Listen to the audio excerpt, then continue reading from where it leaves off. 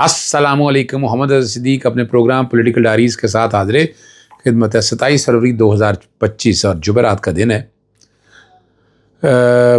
عمران خان صاحب کے آج کیس کی سماعت ہونی تھی توشہ خانہ 2 کی، اور نہیں ہو رہی سماعت. یقیناً ملاقات بھی نہیں ہونے دیں گے.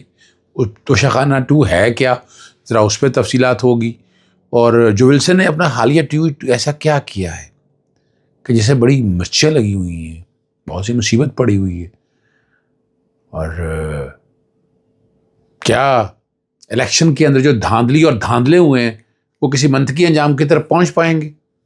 سب سے پہلے تو توشہ خانہ کیس کے حوالے سے بات بتا رہے. توشہ خانہ 2 بنیادی طور پر تو توشہ خانہ 3 ہے. توشہ خانہ 1 یہ تھا کہ الیکشن کمیشن نے شروع کیا، انہوں نے کہا اثاثے ڈکلیئر نہیں کیے، ٹرو ویلیوز ڈکلیئر نہیں کی، سالانہ گوشواروں میں فرق تھا. وہ بھی بات حالات اور واقعات کے مطابق صحیح درست نہ ہے. اور میں نے آپ کو پہلے بھی بتایا تھا کہ اس میں فرق کیا ہے کہ وہ جون تک کے گوشوارے دسمبر تک جمع کرانے اور اگلے اپریل تک آپ اس میں کوئی کارروائی کر سکتے تھے. تو 2019 2020 2021 اور 2022 اپریل تک کچھ نہیں کیا الیکشن کمیشن نے. بدنیتی سے ایک ایلیمنٹ کیا کیا گیا کہ بدنیتی کے ساتھ اسپیکر قومی اسمبلی اس وقت راجہ پرویز اشرف نے اپنے اختیارات کا غلط استعمال کرتے ہوئے ریفرنس بھجوایا اسپیکر نے الیکشن کمیشن کو. وہ نہیں بھیج سکتے تھے کیونکہ ٹائم لیمٹ تھا، ٹائم بارڈ تھا، لیکن یہ بھیج دیا گیا. الیکشن کمیشن نے اس غیر قانونی اقدام کو سامنے رکھتے ہوئے نہ صرف عمران خان کو نااہل کیا بلکہ کا استغاثہ دائر کیے جائے، اور اس استغاثے میں ہمایوں دلاور نے سزا سنائی عمران خان کو. جب 5 اگست 2023 کے اندر عمران خان صاحب کی گرفتاری ہو گئی. یہ ریکارڈ پہ درستگی کے لیے توشہ خانہ 2 نیب کا جس میں بلگیری گڑی اور وہ ہار کے حوالے سے جو باتیں ہوتی رہیں آپ سنتے رہے، اس میں عمران خان کو سزا دی. یہ دونوں سزائیں سسپینڈ ہو چکی ہوئی ہیں. سائفر اور عدت میں عمران خان صاحب بری ہو چکے ہیں.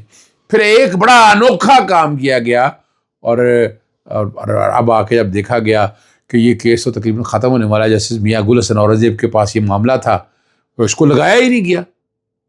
اس پہ اعتراضات اور باقی باتیں ساری ہیں. یہ کیا کیس تھا؟ یہ کیس بنایا گیا کہ آپ نے جو توشہ خانہ میں جمع ہی نہیں کرائے گفٹ. اچھا 2023 میں آ کر قانون میں تبدیلی کرتے ہیں اور اس کا اطلاق 28 سے کرتے ہیں. ماضی سے اطلاق تو ہو نہیں سکتا تھا. جب یہ سوالات تھا ہائی کورٹ نے پوچھے تو یہ پھنس گئے، اس پر تھا ہی نہیں. یہ تو میں ریکارڈ پہ چیزیں ساری بتا رہا ہوں نا آپ کو. اور یہ اب نیب کا کیس تھا نہیں، نیب کی ترامیم ہو چکی ہوئی تھی. یہ نیب کی طرف سے کیس شروع کیا گیا اور الٹیمیٹلی یہ ایف آئی اے میں لایا گیا. یہ کیس اب ایف آئی اے میں بھی کیس نہیں بنتا، ایف آئی اے کا اختیار ہی نہیں تھا، نہ اختیار ہے.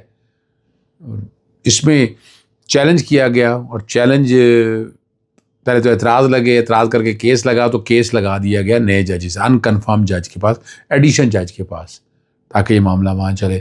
اس کے بعد ڈیٹ پڑ گئی، روکنے کی بات کی، لیکن نہیں، انہوں نے اس سارے معاملے کو ایک طرف ایک پس پشت ڈال دیا. آپ یوں کہہ سکتے ہیں کہ سارے معاملے کو پس پشت ڈال دیا گیا.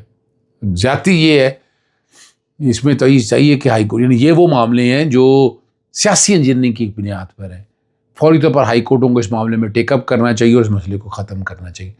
جو ولسن نے اپنے جو حالیہ ٹویٹ میں کہا کہ پاکستان ڈیموکریٹک ایکٹ کا مسودہ تیار کرنے کا تقریباً کام اس نے کا مکمل ہونے پر وہ شکر گزار ہیں، اور یہ بل یہ طے کرتا ہے کہ پاکستان جمہوریت کا بحال کرنا امریکی پالیسی ہے اور پابندیوں کے 30 دن کے تعین کا حکم دیتا ہے.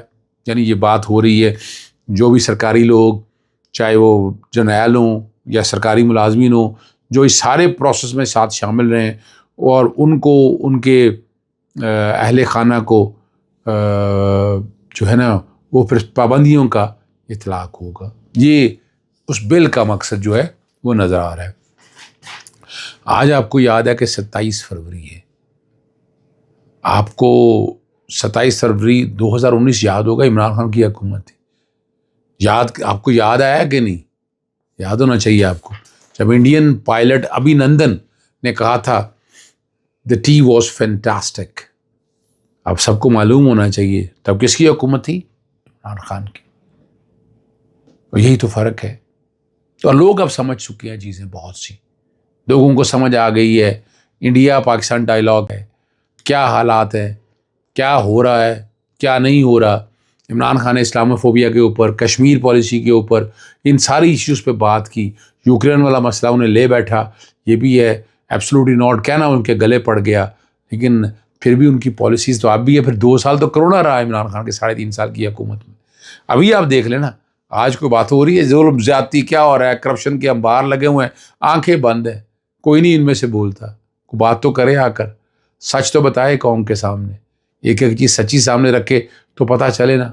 لیکن جیسی چیز رکھنے کے لیے سامنے ہے ہی کچھ نہیں ہے.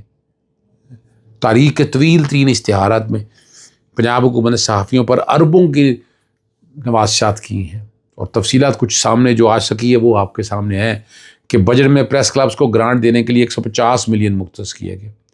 میڈیا ہاؤسز کو 3.65 ارب کے اشتہارات واجبات کی ادائیگی کی گئی. صحافیوں کے فنڈز میں دگنا اضافہ. Journalist housing scheme. اور زاہد کشکوری نے یہ کہا ہے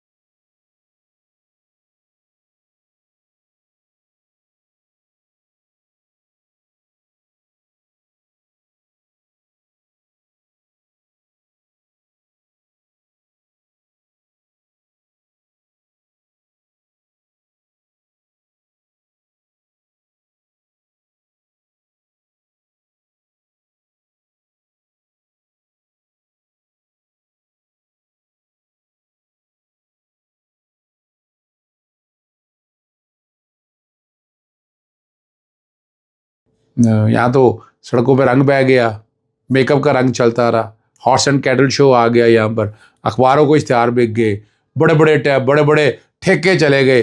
لیکن کیا ہوا؟ ہم تو برا سمجھتے رہے تھے بڑا نظام ٹھیک ہو جائے گا.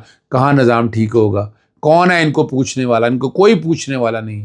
پوچھنا بھی کیا ہے؟ پولیٹیکل انجینئرنگ ہے.